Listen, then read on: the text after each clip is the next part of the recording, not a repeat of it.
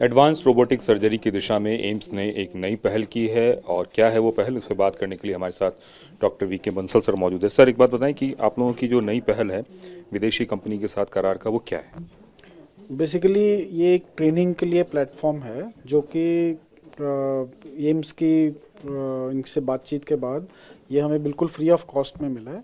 और ये इस training platform, robotic training platform DaVinci का जो सिस्टम है उसके लगने से अब एम्स के पास तीनों जो अवेलेबल इस टाइम पे पूरी दुनिया में जो अवेलेबल सिस्टम्स हैं, एक तो ये डाविंसी का सबसे पुराना सिस्टम है और दूसरा मेडट्रॉनिक से कंपनी है जो कि हुगो नाम से रोबोटिक सिस्टम्स बनाती है वो, और तीसरा जो एक इंडियन कंपनी है मंत्रा।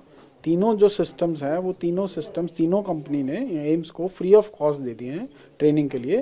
तो अब आगे के लिए जो ट्रेनिंग के लिए जो लोग आएंगे एम्स में रोबोटिक ट्रेनिंग के लिए, उनको ये तीनों सिस्टम्स पे काम करने का मौका मिलेगा। तो इसमें इस कंपनी की क्या भूमिका होगी? क्या एक प्लेटफॉर्म तैयार कर रहा है जिसपे कि तीनों कंपनियां अपने अपना सेटअप लेके आएंगी और मुझे अगर ट्रेनिंग करना है तो मैं तीनों में से कोई भी चूज कर सकता हूँ? नहीं नहीं, तीनों ही प्लेटफॉर्म अलग अलग हैं।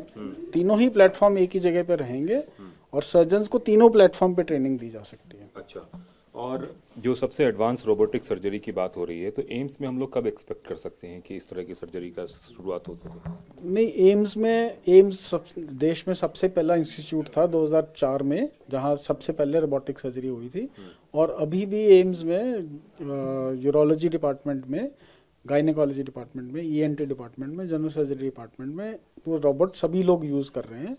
अब अगले एक साल के अंदर अंदर शायद 2 या 3 रोबोटिक सिस्टम और लग जाएंगे, जो कि बाकी डिपार्टमेंट्स, क्योंकि अब चूंकि नए ब्लॉक्स बन गए हैं तो उन नए ब्लॉक्स में भी वो सिस्टम धीरे धीरे आ रहे हैं। एक आखिरी सवाल, हम मान के चलें कि एडवांस टेक्निक जो है इससे ज़्यादा आएगी और लेटेस्ट टेक्निक लोगों को सीखने का मौका मिलेगा, जिसके लिए लोग बाहर जाया करते थे?